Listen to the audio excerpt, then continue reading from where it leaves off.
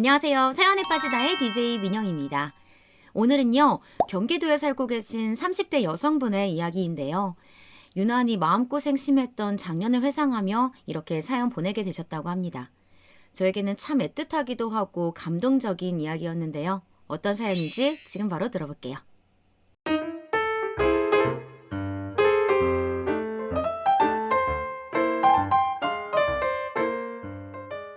안녕하세요. 저는 지금 경기도에 살고 있는 31살 직장인 여자입니다.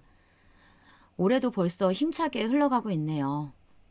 저는 작년에 정말이지 다신 없을 다사다난한 해를 보낸 터라 지금의 평화로운 시간들이 참 감사하게 느껴집니다. 어떨 땐 다시 기억하고 싶지 않다가도 저희 가족에게 꼭 필요했던 그때의 일을 지금 이렇게 사연으로 전해보려고 합니다. 주로 주위에서 직접 전해 들은 이야기를 제가 다시 또 전하는 거라 말이 좀 어색할 수도 있는 점 양해 부탁드립니다. 덧붙여 길고 긴 저의 사연을 읽어주셔서 감사하단 말씀도 미리 전할게요. 간단히 소개부터 하자면 저희 가족은 부모님과 남동생, 저 이렇게 살고 있어요. 아빠는 카센터 일을 하다가 지금은 운전기사를 하고 계시고 엄마는 음식점에서 일을 하고 계세요. 남동생은 군대에 가 있고 저는 일반 사무직으로 일하는 중이고요. 특별한 것 없이 저희 가족도 다른 가족들처럼 각자의 자리에서 열심히 살아가는 평범한 사람들입니다. 저녁마다 모여서 TV를 보며 하루를 마무리하고 서로 하루 중에서 힘들었던 일을 아주 짧게나마 공유하며 기념일이 있으면 근처 가게에서 소박하게 외식을 하는 그런 가족이요. 지금은 저와 동생도 본인 밥벌이들을 하고 부모님 일도 안정화되면서 그런대로 먹고 살만해졌지만 사실 10여 년 전까지만 해도 형편이 굉장히 어려웠어요. 집에서 유일하게 일을 하던 아빠의 카센터 일이 어려워지면서 갑자기 가세가 기울었거든요. 그래서 엄마도 갑자기 일을 구하게 되고 저도 학교를 다니며 닥치는 대로 아르바이트를 하고 어린 동생까지 살피게 되었습니다. 그때만 생각하면 하루하루가 살얼음판 같았어요. 자신감을 잃은 아빠는 근근히 대리기사나 택배기사, 일용직 근로자로 일을 하면서 매일 술만 드셨고 엄마는 그런 아빠를 보며 받는 스트레스로 위험을 달고 사셨죠. 아직 초등학생이었던 동생은 부모님 눈치만 보면서 점점 말이 없어졌던 것 같아요. 그 당시 동생의 목소리를 들은 기억이 거의 없는 걸 보면요. 한순간에 생기를 잃은 그때의 우리 가족은 같이 있어도 같이 있기에 불행한 날들의 연속이었습니다. 그런 저희를 지옥 속에서 꺼내준 게 바로 우리 할아버지였어요. 할아버지는 시골에서 농사를 지으시던 분이셨는데요. 고향에서 쭉 자라 그곳에서만 거의 한평생을 보내셨죠. 가난한 시골집에서 첫째로 태어나 세속물정에 대해 아무것도 모르는 순박한 청년이었다던 우리 할아버지. 아주 옛날 어린 저에게 정성스레 깎은 배를 건네주시며 해주던 이야기가 종종 기억이 나요. 할아버지는 친척의 중매로 서울에 사셨던 할머니를 만나서 어린 나이에 결혼을 하셨거든요. 사실 할머니는 할아버지를 처음 만난 날 그 추운 겨울에 얇은 자켓 하나만 걸치고 나온 할아버지가 싫었대요. 하지만 몇 번은 더 만나보자 해서 약속을 잡았는데 그 뒤로 말을 할수록 또 만날수록 순수하고 정 많은 성격이 점점 마음에 드셨다고 합니다. 이런 사람이라면 아무것도 없는 시골이라도 굶어 죽진 않겠다 싶기도 하고 그래서 할아버지 성품만 믿고 결혼을 하셨다고 해요. 막상 시골에 오니 빚도 많고 일도 너무 고돼서 한 달 만에 후회했다곤 하셨지만요. 아빠는 그런 할아버지와 할머니 사이에서 태어난 유일한 외동 아들이었어요. 할머니가 농사일로 몸이 약해져서 더 이상 아이를 갖지 못하는 몸이 되셔서 그랬다고 합니다. 할아버지는 아마 그게 평생 마음의 짐이셨을 거예요. 할머니는 돌아가시는 날까지 늘 지팡이를 쥐고 다니셨다고 했거든요. 당신 때문에 산속 마을까지 올라와서 고생만 하던 아내를 바라보며 그 당시 얼마나 슬퍼하셨을지 상상해보면 제 마음까지 아려오는 것 같아요. 한 번은 할머니가 버스를 놓쳐서 면내부터 집까지 걸어오는데 걱정이 된 할아버지가 산 중턱까지 뛰어가셔서는 할머니를 업고 다시 올라왔던 일화도 있었대요. 깊은 밤 그 골짜기를 오르는데 할머니와 도란도란 이야기를 나누는지라 한 치 앞도 안 보이던 어둠이 전혀 겁나지 않았다면서요. 정말 대단하지 않나요? 얼마나 거대한 사랑이기에 그렇게 서로를 위해서 살 수 있었던 걸까요? 할머니는 그 편찮으신 몸으로도 집안일까지 도맡아 하시고 아빠를 고등학교 때까지 키워내신 후 세상을 떠나셨어요. 평소엔 엄한 편이셨지만 그만큼 사랑과 애정도 가득했던 할머니가 떠나고 나서 아빠와 할아버지는 너무나 힘들어 하셨던 것 같아요. 특히 할아버지는 무려 1년간 매일 밤 방에서 홀로 우셨다고 하더라고요. 아마도 할머니에 대한 미안함과 그리움 때문이셨겠죠. 그때부터 할아버지는 아빠만을 바라보며 사셨대요. 그 서투른 손으로 아침마다 아빠의 도시락을 싸고 집안 구석구석을 정리하고 또 농사일을 늘려서 아빠의 학비를 항상 부족함 없이 대셨다고 해요. 할머니가 부재한 자리를 메우기 위해서 무리해가며 필사적으로 이겨내셨던 거죠. 아빠도 할아버지의 노력과 힘듦을 알기에 열심히 공부했지만 성적이 뜻대로 나오지 않아 고등학교를 졸업하자마자 군대에 가고 제대한 후 바로 취직을 했대요. 직장을 가까운 곳에 구했다지만 그래도 읍내까지 나가야 했기에 산골 마을에서 오가는 게 도통 쉬운 일이 아니었다고 하더라고요.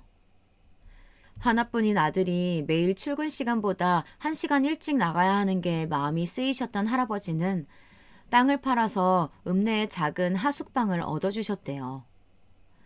덕분에 아빠는 처음 자취라는 것도 해보고 편안하게 직장 생활을 이어갈 수 있었겠죠. 할아버지는 일주일에 한 번씩 아빠 하숙방을 찾아와 집주인에게 당신이 지은 농산물을 쥐어주며 아들에게 따뜻한 밥을 부탁하셨고 아빠에게도 얼마 되지 않는 용돈을 꼬박꼬박 주셨다고 해요. 아빠는 차마 그 돈을 쓰지 못하겠어서 필요한 만큼은 빼두고 전부 저금을 했었다고 하더라고요. 비록 나중에 사업 빚을 갚는 데 다 써버렸다고 했지만요. 아빠에게 어릴 적 이 이야기를 들으니 제 생각이 많이 났었어요. 저는 대학원까지 진학하고 싶었지만 형편이 어려운 걸 알기에 졸업 후 바로 취직해야 했거든요. 그런 제 마음을 알고 있던 아빠는 원하던 공부를 포기해야만 했던 제가 안쓰러우셨는지 당시 직장 근처로 방을 얻어주셨어요. 아마 엄청 무리했던 거일 텐데 한 번도 내색하지 않으시고요. 당시 어린 마음에 나만의 방이 생긴 걸 기뻐했지만 한편으론 내가 편한 대신 다른 가족들이 고생할 게 마음에 걸려서 몇 달 만에 정리하고 다시 집으로 들어가긴 했지만요. 아빠도 아마 본인이 고생했던 그때의 기억이 생각나서 저를 더 챙겨주시려고 했던 것 같아요. 직장 일을 하며 돈을 모아온 아빠는 할아버지께 이제 그만 내려와서 같이 살자고 말했대요. 그런데 할아버지는 아직 일을 할 정도로 건강한데 그럴 필요 없다면서 거절하셨다고 해요. 나중에 걷는 게 힘들어지면 그때 내려가겠다고 하시면서요. 아빠는 그 어두운 산골짜기에서 혼자 사는 할아버지가 늘 마음에 걸리셨대요. 하지만 할아버지 고집이 원체 세니까 더 이상 아무 말 못하셨던 거겠죠. 그래서 결혼 전에는 혼자 자주 찾아뵙고 함께 시간을 많이 보냈대요. 워낙 두 분 다 말주변이 없는 분들이라 그렇게 친근하게 계셨을 것 같진 않지만요. 혼기가 차가는데 돈 버는 일만 흥미있어 하던 아빠가 할아버지는 내심 걱정이셨대요. 그런데 다행으로 같은 회사에서 엄마를 만나 늦깎이 결혼을 하게 돼 한시름 놓으셨을 거예요. 결혼 후 아빠는 회사를 그만두고 할아버지에게 어느 정도 도움을 받아 그 근처에 카센터를 차리셨어요. 운전병으로도 있었던 아빠는 항상 차에 대한 관심이 컸거든요. 차를 만드는 일을 하고 싶었지만 대학을 나오지 않아 불가능하니 아쉬운 대로 일단 관련된 일을 배워서 카센터를 차리게 된 거죠. 당시엔 장사가 그럭저럭 잘 되어서 결혼 생활에 큰 문제가 없었다고 하더라고요. 할아버지에게 용돈도 드릴 수 있었고 매일같이 퇴사 노래를 부르던 엄마가 회사를 그만두고서 집안일에만 신경 쓸 수 있게 할 정도였다고 했으니까요.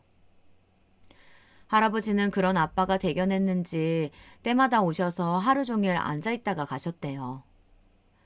아빠가 일하는 모습을 멀리서 조용히 지켜보시면서요. 참 한결같은 분이시죠? 저는 초등학교 때부터 할아버지 댁을 오갔었어요. 집에서 멀지 않고 때마다 자주 왕래가 오가던 사이기도 했고 또 무엇보다 저는 할아버지를 좋아했거든요. 할아버지가 저를 강아지라고 부르면서 맞이해 주시던 것도 좋고 무슨 말을 해도 허허 웃으며 대답해 주시는 모습도 정답고 좋았어요. 엄마도 받아주지 못한 저의 응석을 언제나 다정하게 웃는 얼굴로 받아주던 할아버지를 전 아마 죽을 때까지 잊지 못할 거예요. 저는 어릴 적부터 여름이나 겨울방학 때마다 의례적으로 할아버지 집에 가서 일주일씩 머무르다 오곤 했어요. 할아버지가 내어주시는 따끈한 밥을 먹고 저녁엔 뜨끈한 아랫목에 누워서 할아버지의 이야기를 듣다가 어떻게든 보탬이 되고 싶어 들로 밭으로 논으로 옮겨가며 일손을 도와드리던 그 시간들이 왜 그렇게 재미있었는지 모르겠어요. 아주 어릴 적엔 할아버지 집에서 살겠다며 떼를 쓴 적도 있었다고 하더라고요. 할아버지는 이런 손녀가 귀찮을 법도 한데 매달마다 아빠한테 전화해서 제가 언제 오는지 확인하셨다고 해요. 응, 우리 지원이 오는 거지? 그래, 내 기다리고 있으마. 그러다 한 번은 이런 일도 있었어요. 제가 할아버지 집 앞에 밭에서 혼자 흙을 가지고 놀던 중인데 아랫동네에서 키우던 커다란 개가 저를 덮쳤었던 기억이 있어요. 반가움에 달려왔던 개는 다행히 절 공격하진 않았지만 저는 너무 놀란 바람에 바로 그 자리에서 울음을 터뜨리고 오줌까지 싸버렸거든요. 어린 마음에 어찌나 무섭고 떨리던지 할아버지가 뛰어와서 떼놓았기에 간신히 진정할 수 있었죠. 근데 그때 제가 그렇게 울고 있는 걸 다 봤으면서도 멀리서 아주 천천히 걸어오는 개 주인을 보고 할아버지는 적잖이 화가 나신 거예요. 그 점잖고 순한 할아버지가 개 주인에게 가서 삿대질을 해가며 큰 소리로 따지던 모습이 아직도 눈에 선하네요. 아니, 이리 사나운 개를 목줄이라도 해야지. 우리 손녀딸 다쳤으면 어쩔 뻔했어요.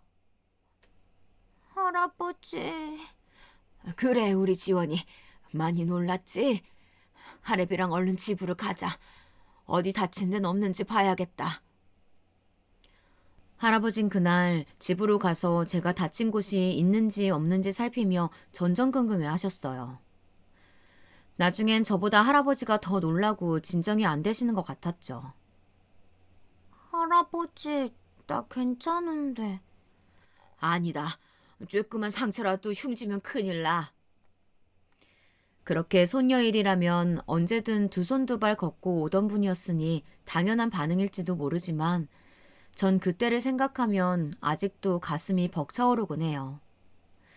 할아버지의 정을 가장 많이 느낄 수 있는 사건으로 기억되기도 했고요. 그리고 부지런히 시간이 흐른 뒤 제가 고등학교에 들어간 후쯤이었죠.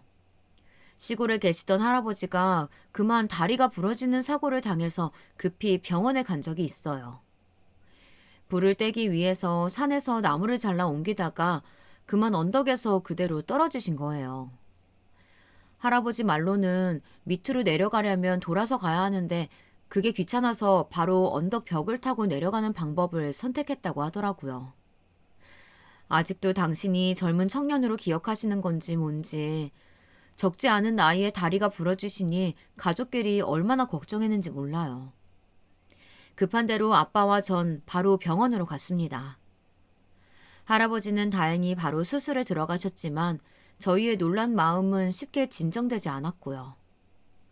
수술에 들어간 할아버지를 기다리며 한참을 돌아다니던 아빠는 결심을 했는지 할아버지가 수술실에서 나오자마자 집으로 모시겠다고 말했어요. 혼자 두면 이렇게 또 다칠지도 모르는데 자기가 불안해서 못 살겠다면서요. 아버지, 제발요. 아버지 이러다 또 다치시면 제가 더 걱정이 된다고요. 지금도 잠이 안 올 것 같은데. 아니다. 뭐 이런 것 가지고 괜찮다. 다음부터 내 조심하마. 참, 아버지. 그러지 마시고요. 제 말 좀 들어보세요. 같이 살면 적적하지 않으시고 좋잖아요. 지금 그 옛날 집에 아버지 혼자 두는 게 마음에 걸리고요. 아휴, 알았다. 잠깐만.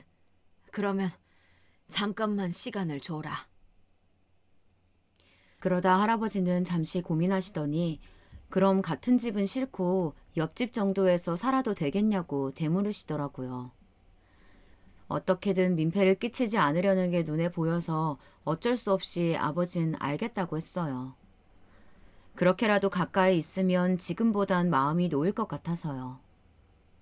거동이 불편한 할아버지를 모시고 그렇게 이사를 했습니다. 할아버지는 겉으로 싫은내색하진 않으셨지만 한 집에서 태어나고 평생을 살아온 마을을 떠나는 게 슬프셨던 것 같아요. 짐을 옮기는 트럭 안에서 한참을 창밖을 보셨거든요. 아마도 할머니와 함께 했던 시간을 기억할 수 있는 유일한 곳이었으니 더욱 그랬을 테고요. 그래서 집은 허물지 않고 그대로 내버려둔 채 이사를 가게 되었습니다. 이사한 할아버지 집은 이전보다 훨씬 깔끔하고 큰 집이었어요. 제 눈에는 매우 만족스러웠죠. 저희 집에서도 걸어서 8분 정도에 가까운 거리였기도 했고요. 다만 할아버지는 이 낯선 시내에서 앞으로 무엇을 하며 지내야 할지 고민하는 것 같았어요. 혼자 일구셨던 밭이 사라졌으니 아마 많이 갑갑하셨을 거예요. 그래서 전 할아버지 댁을 더 자주 찾아뵈었죠. 제가 찾아뵐 때마다 할아버지는 이런저런 걸 물어보곤 하셨어요. 아비 하는 일은 잘 되어 가냐? 요즘 가장 힘든 게 뭐가 있더냐? 먹고 사는데 어려운 건 없고? 네 학교는 언제 졸업하는데? 등등 그런 일상적인 질문들이요. 어렸던 저는 대수롭지 않게 있는 그대로 솔직히 말씀드렸던 것 같아요. 카센터는 그럭저럭 잘 되어가는 것 같은데 요즘은 힘들다. 엄마가 가계부 쓰는데 자주 한숨을 쉬신다. 이런 식으로요. 그때마다 이야기를 듣던 할아버지는 생각에 빠지셨는지 아무 말 없이 창밖만 보시곤 했죠. 그렇게 종종 찾아뵈면서 함께 시간을 보낸 지 1년, 2년이 지나고 저는 어느덧 대학교에 가게 되었습니다. 그리고 아빠 사업이 잘 안 풀리면서 점점 가세가 기울어갈 무렵 할아버지가 갑자기 집에 찾아오셨어요. 나 왔다. 다들 잘 지냈지? 할아버지, 어쩐 일이세요? 저희 집으로 찾아오신 적이 손꼽을 정도로 흔하지 않은데 말이죠. 그러더니 통장 하나를 내미시더니 집안 살림에 보태라고 말씀하시더군요. 어차피 당신은 나이가 들어 쓸 데도 없고 아빠를 위해 틈틈이 모아둔 거라 제 주인 찾아가는 거라고 하시면서요. 아빠는 아무 말 없이 통장만 바라보다가 이러실 필요 없다며 거절하셨어요. 이걸 받으면 마음이 더 불편해서 아버지 보기가 더 힘들어질 거라는 이유셨죠. 저는 아빠의 그 선택이 옳다고 생각해요. 비록 집안이 어려웠던 건 사실이었지만 거동도 어려운 할아버지의 돈까지 받으면서 살기엔 너무 염치가 없다고 생각했거든요. 계속된 아빠의 거절에 할아버지는 어쩔 수 없이 돌아가실 수밖에 없었어요. 저는 할아버지가 돈을 쓸 데 없다는 그 말이 마음에 걸려서 할아버지가 가실 만한 동네 회관이나 안식처를 찾아보았고요. 몇 번 할아버지를 모시고 갔었는데 그 뒤로 가끔씩 동네 다른 할아버지들과 함께 마시를 다니시는 것 같았어요. 장기도 두고 족구도 하시면서요. 그 후 아빠가 카센터를 접고서 다른 일을 알아보실 때쯤이었어요. 이 소식을 들은 할아버지는 다시 한번 또 집에 찾아오셨습니다. 이번에도 조용히 통장을 내미셨고 별다른 말씀은 없으셨어요. 할아버지는 고향집 땅을 팔고 난 돈이라고 하셨죠. 아버지가 저희는 방으로 들어가라고 말씀하셔서 그 뒤로 어떻게 됐는지는 자세히 몰라요. 하지만 아빠는 할아버지의 통장을 받으셨던 것 같아요. 그 뒤로 동생이 학원을 새로 등록하고 몇 달간은 일을 안 하고도 전과 같이 지낼 수 있었거든요. 아버님 감사하네, 참. 엄마가 아빠한테 종종 이렇게 말하는 목소리도 들려왔고요. 저는 할아버지께 감사하다고 인사드리고 싶었지만 아무 말씀도 못 드렸어요. 왠지 얼굴을 뵙기가 죄송한 마음이 들어서요. 등이 휠 정도로 어렵게 버셨던 돈인 걸 알고 있으니까요.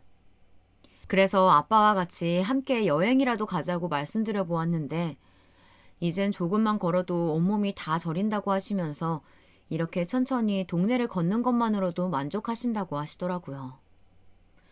아직도 잘 모르겠어요. 그때 할아버지의 말이 진심이셨는지 아니면 이미 모든 걸 포기하신 채 정해진 대답을 하신 건지. 아무리 핏줄이 섞여 있는 가족이라지만 남처럼 속내를 알아내기에는 어려운 것 같아요. 하지만 할아버지의 도움은 한 번으로 끝나지 않았습니다. 그리고 그 이유들은 다 좋지 못한 일들이었습니다. 제 가슴도 여러 번 철렁 내려앉았고요. 그렇게 일용직을 오갔지만 안정된 일자리로 정착하지 못하고 괴로워하던 아빠는 몇 달 후 할아버지를 다시 또 찾아가셨어요. 그 당시 엄마가 위궤양으로 인해 절제 수술을 받아야 해서 상황이 더 절박했거든요. 아버지, 죄송해요. 번번이 손만 벌려서. 제가 이 나이 됐음 아버지한테 뭐라도 해드려야 하는데. 아니다, 됐다, 괜찮아. 지원 애미가 얼른 나아야 할 텐데 그게 걱정이다. 아빠의 계획을 미리 안 엄마는 염치도 없냐며 말리셨지만 아무 대답 없이 듣던 아빠는 그래도 한 번 더 도움을 받기로 하신 거예요. 지금 와서 생각해보면 그때의 아빠는 가장으로서 느낀 무게가 달랐기에 가족을 위해서 어쩔 수 없는 선택을 하신 거겠죠. 그리고 할아버지는 아무렇지 않게 돈을 건네주셨고요. 외려 엄마 걱정을 더 하시느라 엄마 수술 후에 전화로 안부를 묻곤 하셨어요. 수술 부위는 괜찮냐, 아픈 데는 없냐, 돈 필요하면 말해라. 이렇게 한결같은 목소리로 물어오는 전화에 엄마는 너무 감사하다고 말하곤 했습니다. 그리고 할아버지 집을 다녀오신 후 우리 집은 다시 또 잠시간의 안정을 되찾을 수 있었어요. 하지만 이런 안정이 편하고 익숙해진 건지 아빠는 주기적으로 할아버지 댁에 가시기 시작했어요. 때로는 동생 손을 잡고 갈 때도 있었고 집에 있던 반찬 몇 개를 챙겨 들고 가실 때도 있었어요.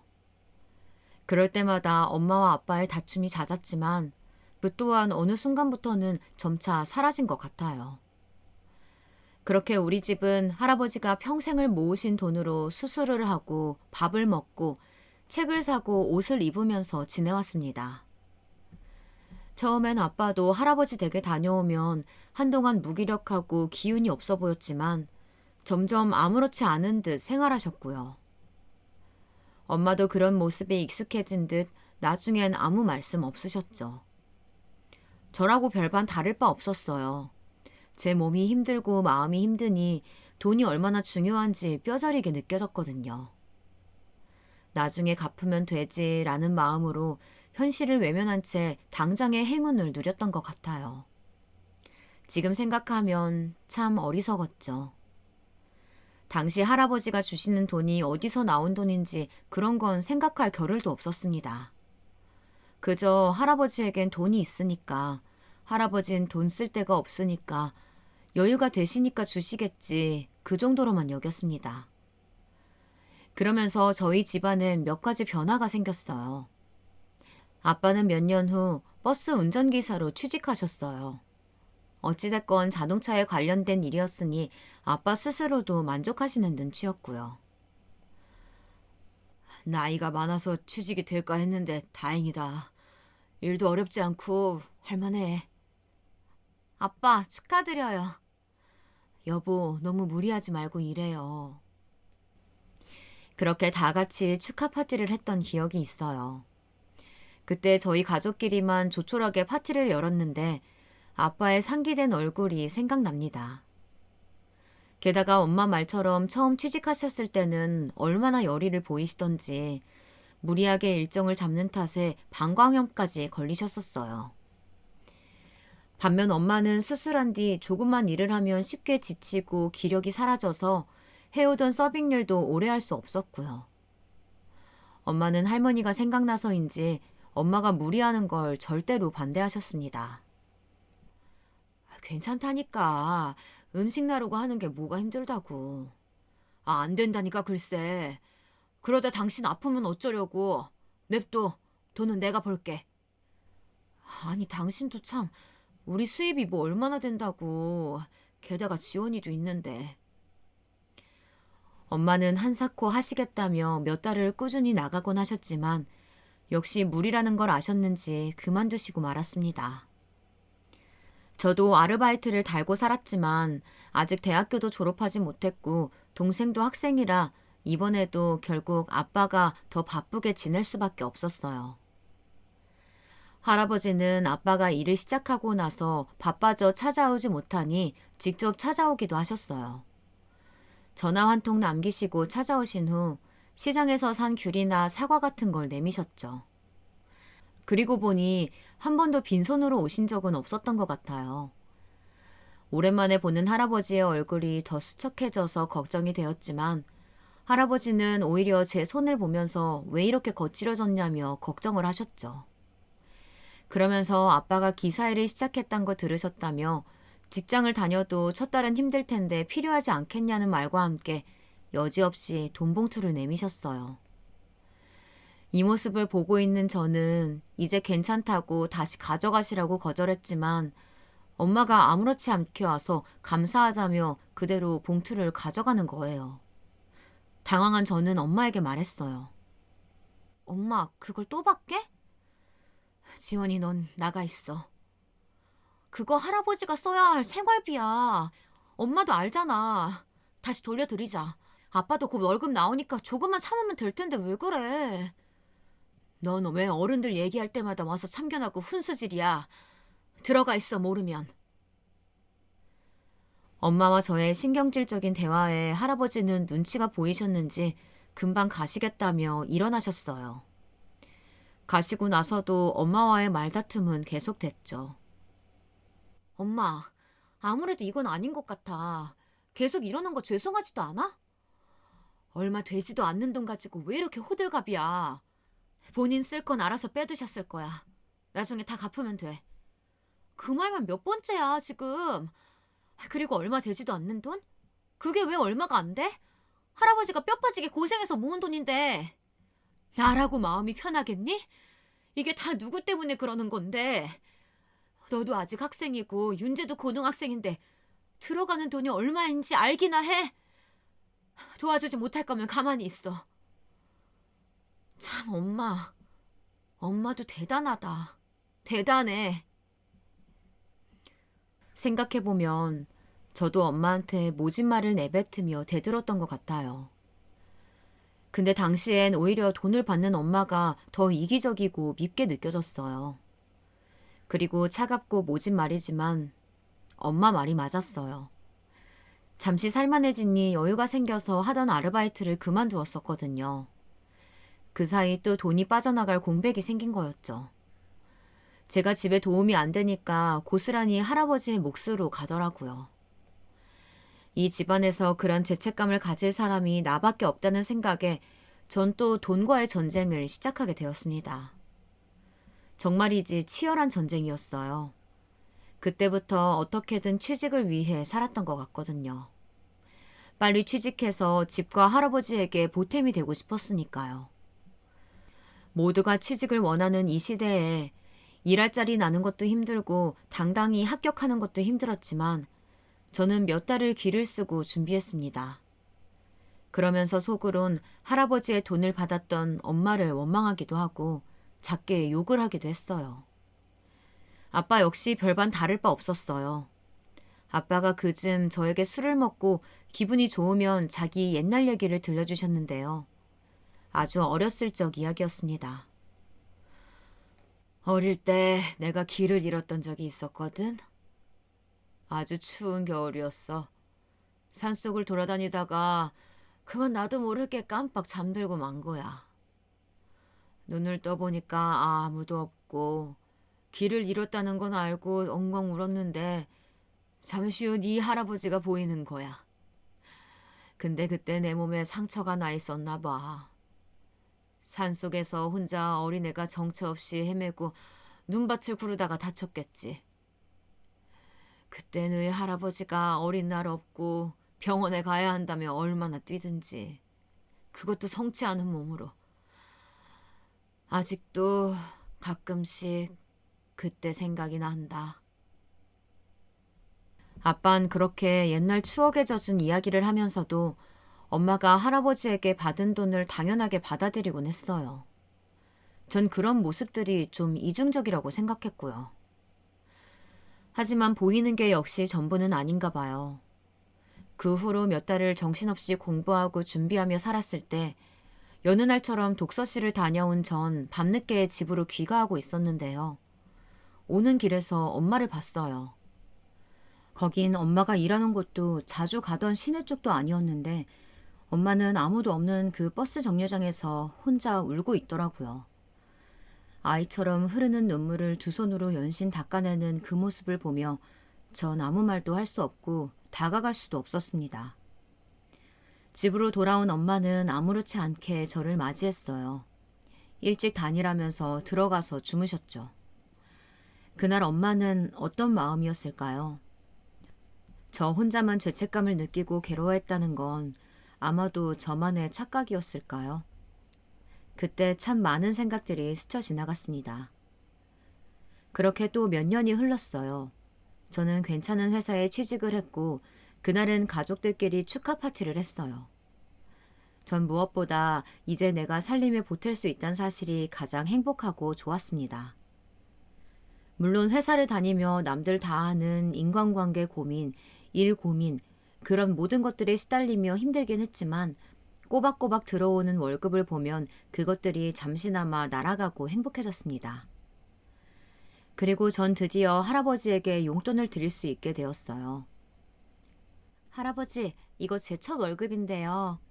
그간 할아버지한테 받은 게 너무 많아서요. 많이는 못 넣었지만 그래도 드리고 싶어서요. 받아주세요. 아니, 네가 무슨 돈이 있다고.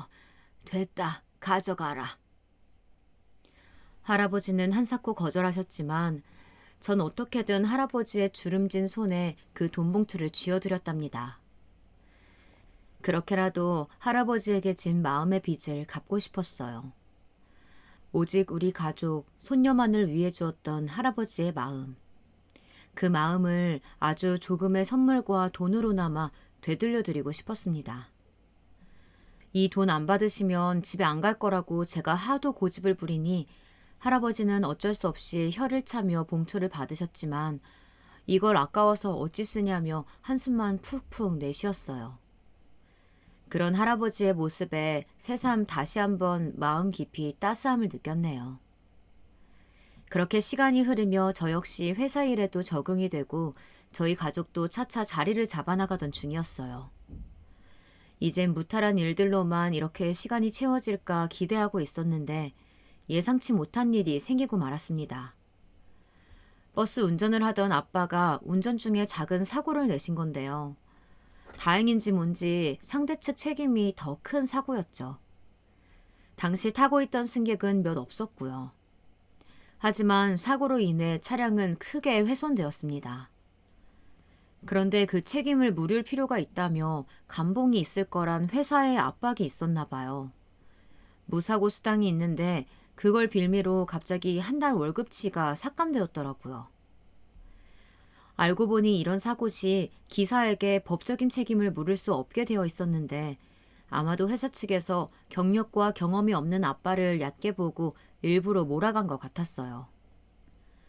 아빠는 소송을 걸까 하다가 아예 이쪽 일이 끊길까 싶어서 결국 회사의 조치를 받아들이기로 하였습니다.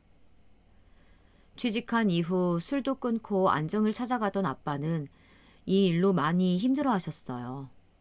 직장을 그만두진 않았지만 오히려 계속 일을 다녀야만 했던 상황이 아빠를 더 수치스럽고 괴롭게 만들었던 것 같아요. 상심이 큰 탓에 그 이후로 점차 부정적이고 비관적으로 변해가셨습니다. 저는 그 변화가 참 낯설게 느껴졌어요. 저도 그때 이후 아빠와 멀어지기 시작했습니다. 말 수 없고 순박했던 아빠는 이제 말끝마다 자신을 무시하는 거냐며 시비 거는 게 일상이 됐고 욕설도 서슴지 않게 되었습니다. 어느 하루는 아빠가 퇴근하셨는데 제가 인사하는 걸 못 보셨는지 다짜고짜 술 냄새를 풍기며 절 잡고 소리치더라고요. 하루 종일 밖에서 고생고생하며 일하다 들어온 아빠한테 넌 인사도 안 하냐? 뭔 소리야. 아까 했잖아. 신발 벗고 있을 때 한 거라 못 봤나 보지. 뭔 소리야? 나한테 지금 뭔 소리야라고 했어 지금? 말 그렇게밖에 못하지? 아빠 정말 왜 그래? 아, 왜 나한테 시비야? 하여튼 딸 자식 키워봤자 소용없다니까. 이런 식으로 매번 말꼬리를 잡고 화내기를 반복했고 나중에 전 아예 말을 안 섞게 되었어요. 그 편이 서로에게 더 좋을 것 같았거든요. 저와 아빠가 사이가 안 좋아지니 엄마와 동생도 덩달아 말이 사라졌고요. 가족들 마음을 불편하게 만들 생각은 없었지만 변명을 하자면 저 역시 회사 일로 몸도 마음도 힘든 터라 그런 걸 신경 쓸 겨를이 없었어요. 아빠의 상처받은 마음이 이해되지 않는 건 아니었지만 누군가의 마음을 살피기엔 저 역시 여력이 없었습니다.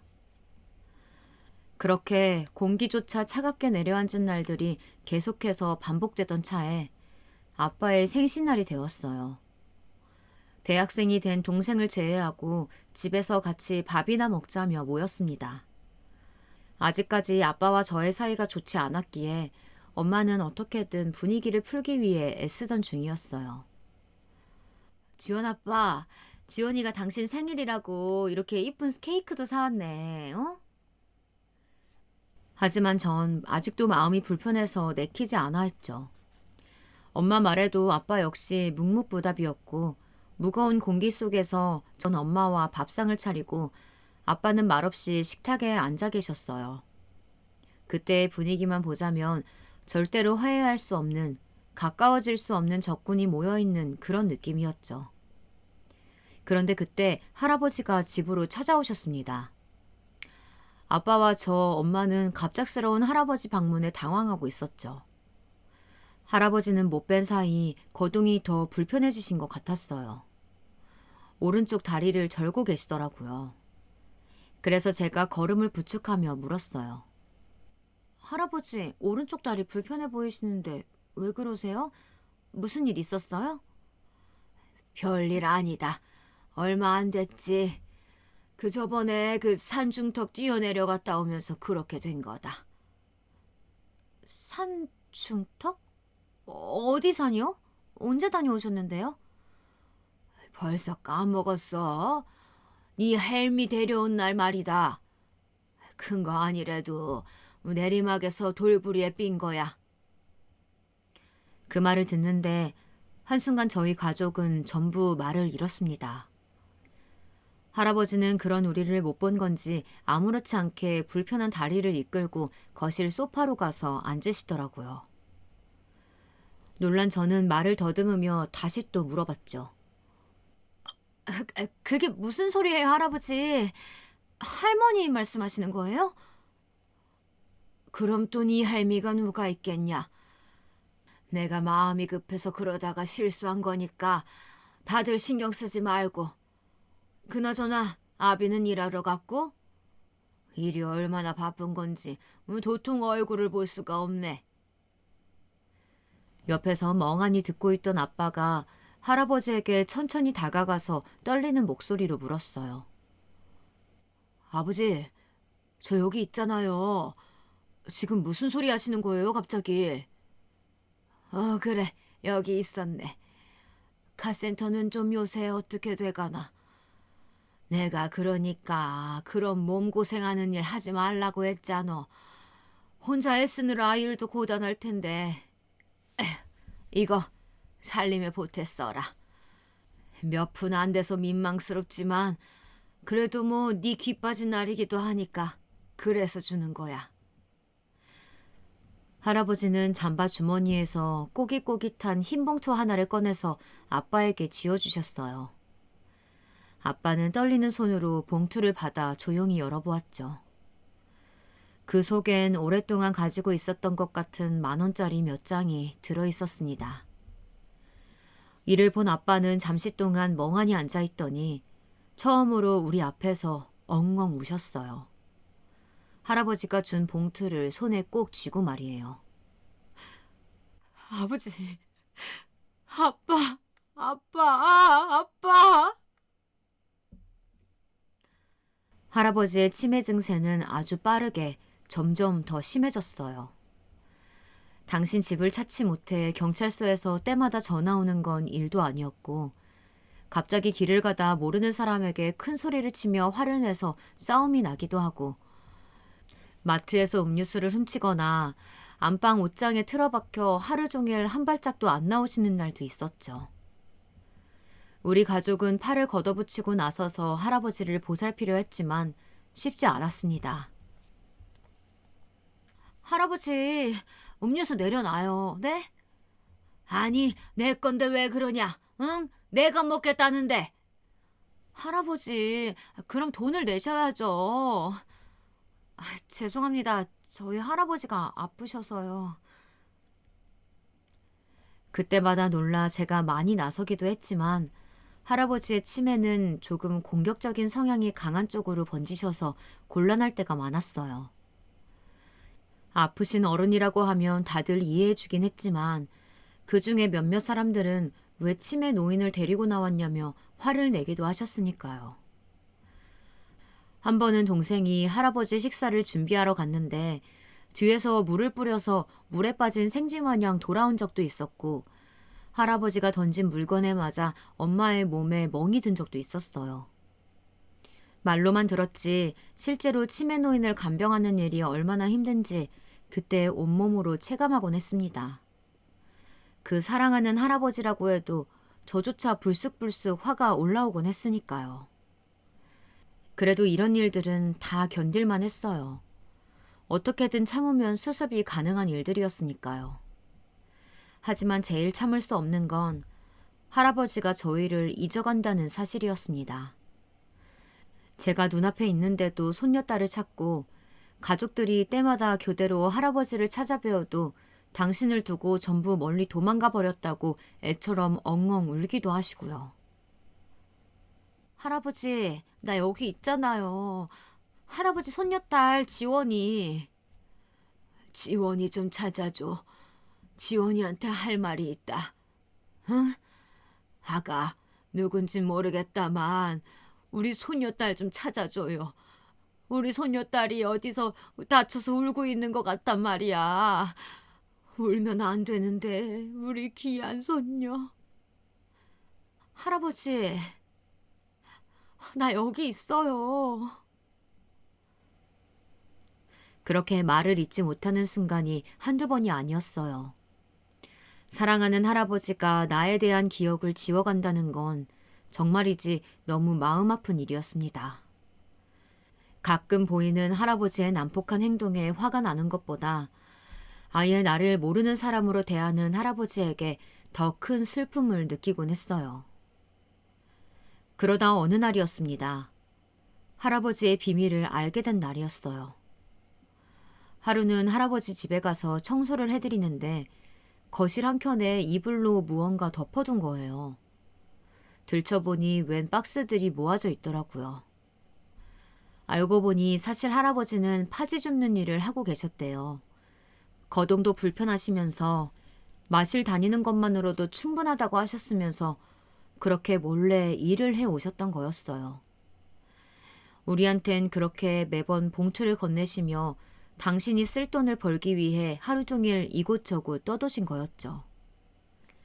그런데 치매로 인해서 어려워지자 일은 그만두었는데 그때의 습관이 남아있던 건지 파지만 보면 집으로 가져오시는 겁니다. 엄마, 할아버지가 일을 했었나 봐. 나도 몰랐는데. 그리고 제 말을 듣자 엄마는 눈물을 쏟으셨고 안타까운 듯이 가슴을 치며 엉엉 우셨어요. 매일매일 일을 하시어 번 돈으로 우리 가족의 생활비를 충당해 오셨던 할아버지. 할아버지의 생활을 반의 반이라도 알았다면 그 돈을 받지 않았을 텐데 엄마 역시 그 말을 하며 울음을 토해내셨습니다. 근데 쓸데도 없이 이렇게 한 구석에 모아두고 있는 파지들을 보니 그게 할아버지의 기억 같더라고요.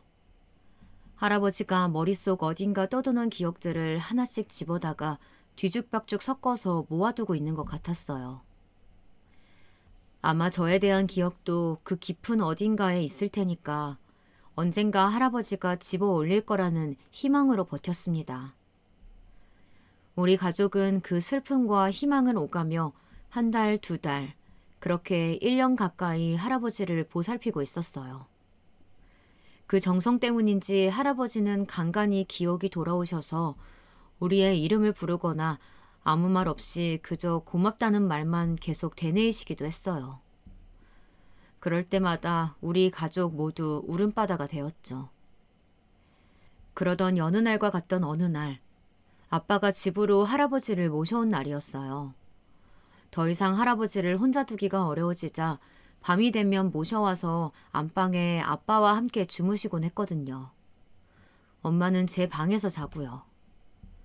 그런데 그날따라 잠들기 전 할아버지가 역정을 내시는 겁니다. 본인에게 인사를 안 했다느니 너는 누구냐느니 고래고래 싸우는 소리가 안방을 넘어 제 방까지 들려왔죠. 너는 누군데 내 아들 방에 있어? 내 아들 데려와! 아버지, 당장 데려오래도 이런 몹쓸 놈. 안 되겠다. 맞아야지. 멍둥이 어딨어? 때리면 내 아들 데려다 주겠지. 그러면서 할아버진 갑자기 빗자루를 찾기 시작했고 너무 놀란 제가 말려볼까 가봤지만 아빠는 저에게 그냥 들어가라면서 소리치셨죠. 그렇게 새벽까지 고성방가가 이어지고 아빠는 할아버지를 간신히 재울 수 있었습니다. 그런데 이런 일이 한 번으로 끝나지 않고 몇 번이 더 반복되고 말았어요. 그러자 어느 날 아빠가 제 방에서 주무시던 엄마를 부르셨죠. 또 잠결에 일어나 거실에서 들리는 부모님 말씀을 엿들었습니다. 쉽지 않은 선택이지만 이젠 결단을 내려야겠어. 더는 못해.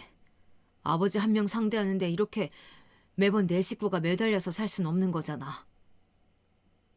못하겠으면 어쩌게. 다른 방도가 없잖아, 여보. 요양원에 보내드리자. 다 알아봐 놨어. 집에서도 멀지 않은 곳이야. 뭐? 요양원?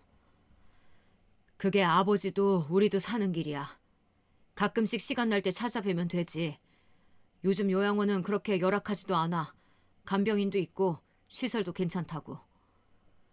어쩔 수 없으니 처음엔 작은 방에 머무러야겠지만 나중에 돈 좀 모이면 그때 큰 방으로 옮겨드리자고. 안 돼요. 어떻게 그래? 거긴 우리가 없잖아. 아버님 저렇게 되신 지 아직 1년밖에 안 됐다고. 나도 많이 생각한 거야. 그런데 어떡해. 내 벌이가 넉넉한 것도 아니고 시간이 여유로운 것도 아닌데 언제까지 가능하겠냐고. 솔직히 말해서 당신이 제일 안 도와줬잖아. 안 그래? 그동안 제일 쉬웠을 거라고 당신이.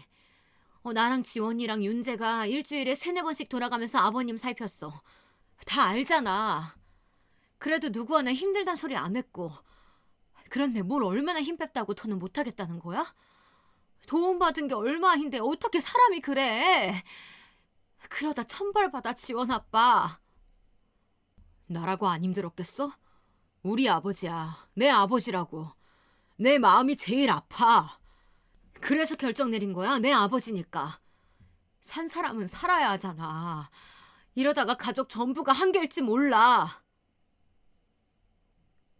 엄마 아빠 이야기를 듣는데 어느 순간부터 눈물이 멈추지 않더라고요. 그동안 할아버지가 저희에게 해주신 것이 생각나서 아빠가 너무 미웠어요.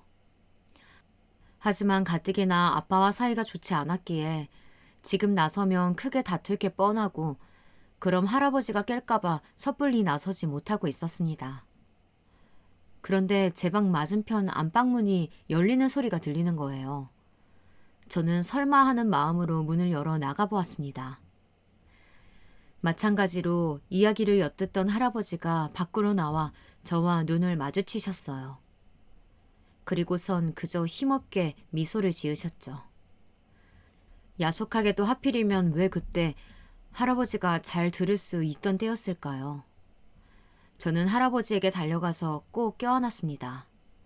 전부 들었겠지만 아무것도 듣지 않았길 바라는 마음으로요.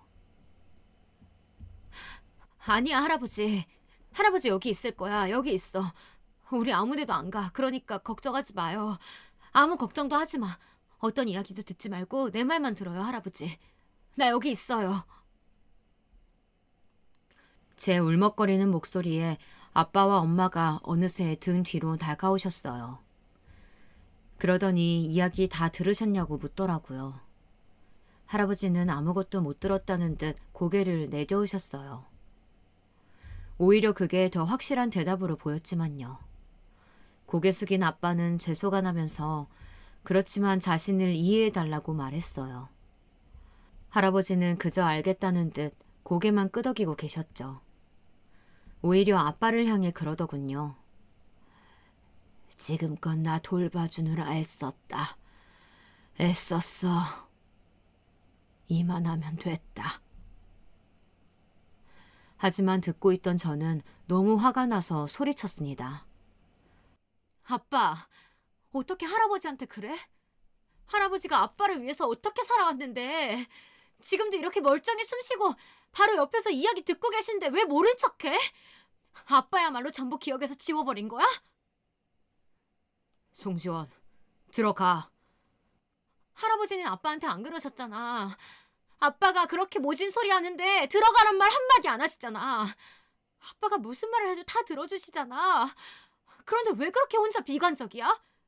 같이 이겨내면 되는데 왜 세상에 혼자 있는 것처럼 그렇게 힘들어하냐고.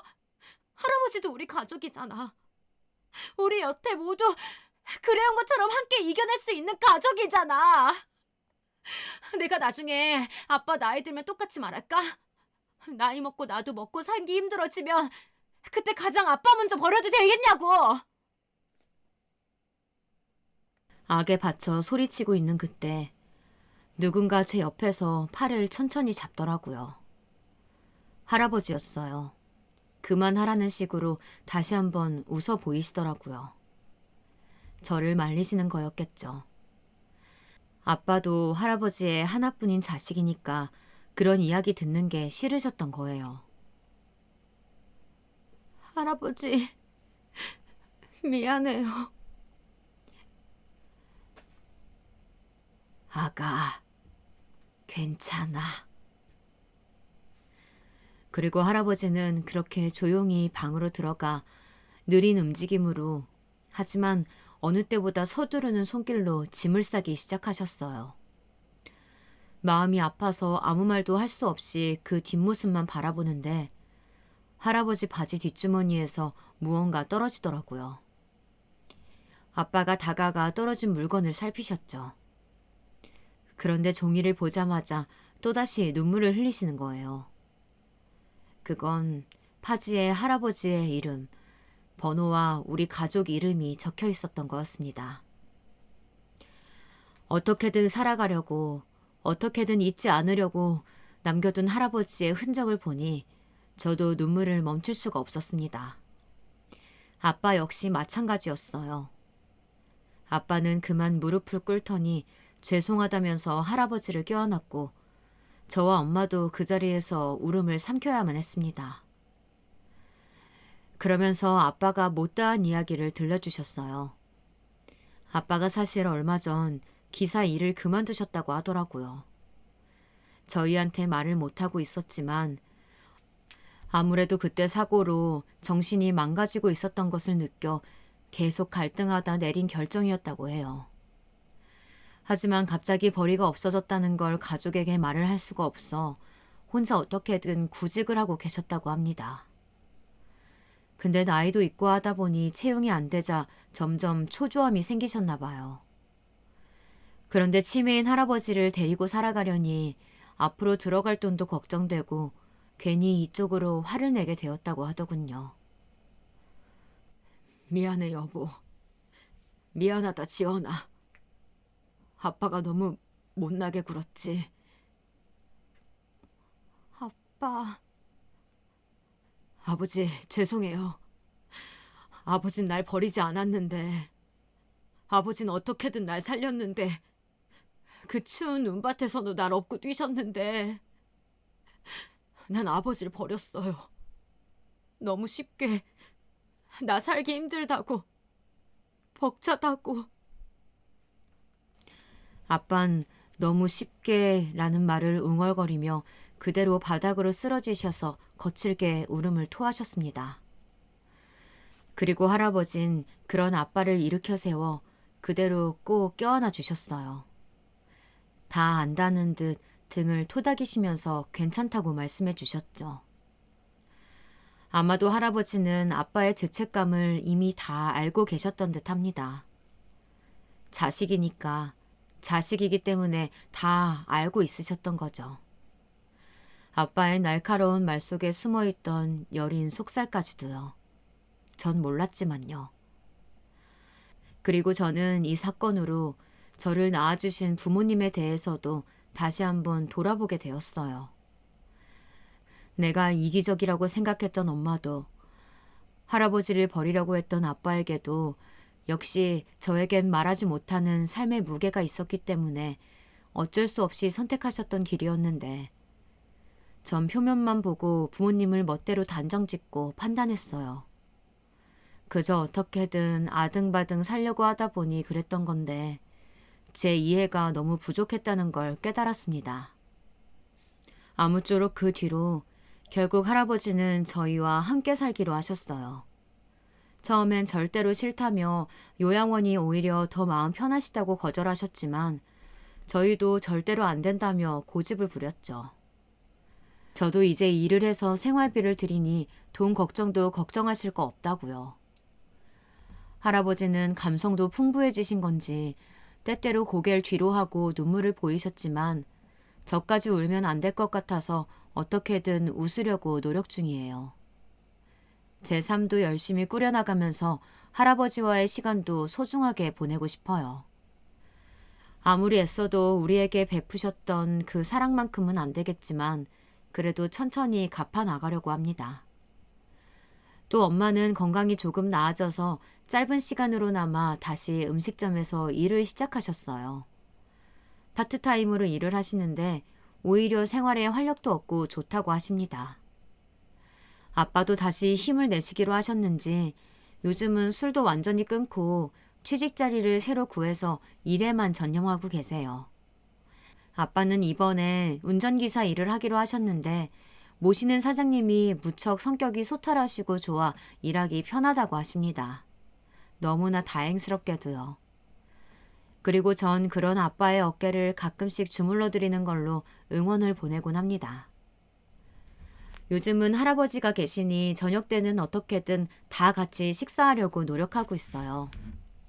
할아버지가 그동안 적적하셨을까봐 각자 돌아가면서 오늘 하루 있었던 일을 이야기하는 게 당연한 수순이 되었고요. 전 요새 면허를 새로 따서 할아버지를 차로 모시고 근교 이곳저곳에 가보고 있어요. 때로는 엄마와 때로는 아빠와 동행하면서요. 가도 왜 이렇게 새로운 곳이 많은지, 한평생 이 도시에서 벗어나 본 적이 없는 분이라 낯선 곳에 가는 게 두려우신 것 같지만 그래도 점점 더 좋아지시는 것 같긴 해요. 요새는 제가 쉬는 날에 뭐 하냐고 슬쩍 먼저 말을 꺼내시는 날도 있으니까요. 걷는 게 불편하시지만 함께라면 느리지만 가뿐히 나아가실 수 있겠죠. 전 아직 어리고 할아버지가 걸어온 길에 밤보다도 안 되는 시간을 살아왔지만 이제는 삶의 진짜 의미를 조금 알 것 같아요. 삶에서 정말 소중하고 값진 것들 말이에요.